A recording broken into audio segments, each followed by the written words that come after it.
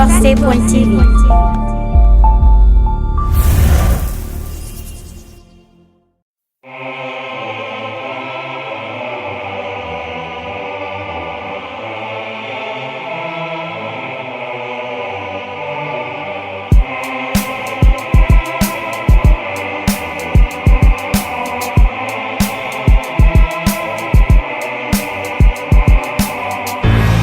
Le chef est installé, le jugement peut commencer. Bienvenue à tous sous l'arbre à palabres. La parole est au chef des notables. Mon roi, recevez nos salutations et l'immense respect de la population. L'affaire qui nous réunit est grave. Le village a perdu l'un de ses braves. Selon des témoins, après un malaise, Douden serait mort. Mais le drame dans l'histoire c'est que personne n'a retrouvé son corps. Sa famille, représentée par son frère, accuse sa femme de sorcellerie. Bien sûr, celle-ci nie les faits. Elle crie au complot, à la super chérie. Comme le veut la tradition, nous réclamons la lumière sur cette affaire suspecte. Nous nous remettons à votre sagesse, chef. Que justice soit faite.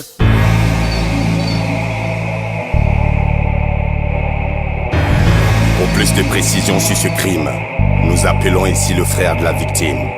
Chef, ce matin-là, on a mangé de la viande au marché, on buvait un coup. Quand mon frère a commencé à dandiner, vous savez, il tenait pas l'alcool. J'ai donc suggéré au cousin de le raccompagner. Quelques minutes après, il est revenu affolé, criant à l'aide. Nous annoncer que mon frère avait eu un malaise vers ce domicile. On a couru, on a trouvé sa femme seule, mon frère avait disparu. Et elle nous dit qu'elle n'est pas sorcière, mais qu'elle nous dise où est passé le corps de mon frère. Chef, au nom de la famille, j'ai ce message. Nous exigeons qu'elle soit bannie du village. Toto, Yawoto. Madame, les faits nous contrarient. Vous êtes la dernière personne à avoir vu votre mari. Vous qui clamez votre innocence. Qu'avez-vous à dire pour votre défense? Je ne voudrais pas vous offenser, mais m'accuser est simplement insensé. Je suis votre fille, votre sœur, je suis votre ami, chef, vous me connaissez. On a vécu des moments joyeux, j'ai partagé vos larmes dans des moments douloureux. Aujourd'hui on me traite de sorcière, un complot manigancé par mon beau-frère, oui. Je suis l'innocente coupable idéale, envoyée au sacrifice devant les lois ancestrales. Vous cherchez les vrais assassins, questionnez plutôt mon beau-frère et son cousin.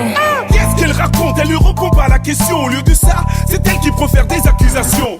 Comme vous le savez, on était au marché quand on m'a désigné pour le raccompagner.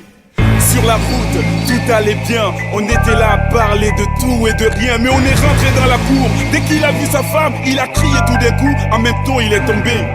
Paniqué, je suis allé chercher de l'aide. Et la suite de l'histoire, vous la connaissez. N'oubliez pas que vous êtes en présence du roi. Et celui qui donne la parole ici, c'est moi. On m'annonce un témoin dans l'assemblée. J'appelle le boucher du marché. Je vends de la viande à côté des cabarets. Et ce jour-là, c'est chez moi qu'ils ont commandé. Ce monsieur et son cousin voulaient un autre plat. Ils m'ont dit mais à côté le piment.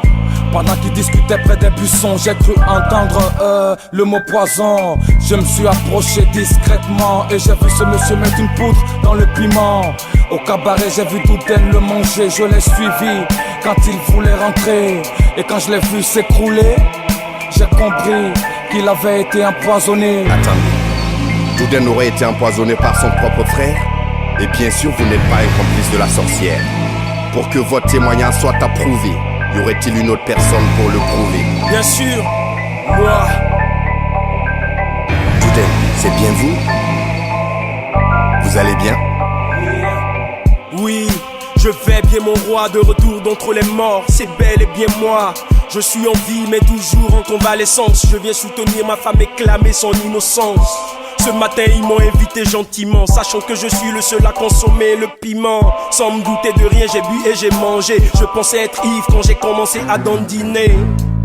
Et puis j'ai voulu rentrer. Je me rappelle que je suis tombé. Je me souviens aussi du boucher. Et après c'est chez le guérisseur que je me suis réveillé. Oui, C'est lui qui m'a sauvé la vie et dans la discrétion m'a mis à l'abri. J'étais toujours en danger, étant affaibli, je devais rester caché avant que je ne sois rétabli. J'ai été empoisonné par mes propres frères qui ont accusé ma femme d'être une sorcière. Ils voulaient juste qu'elle soit bannie du village pour être les seuls à bénéficier de l'héritage.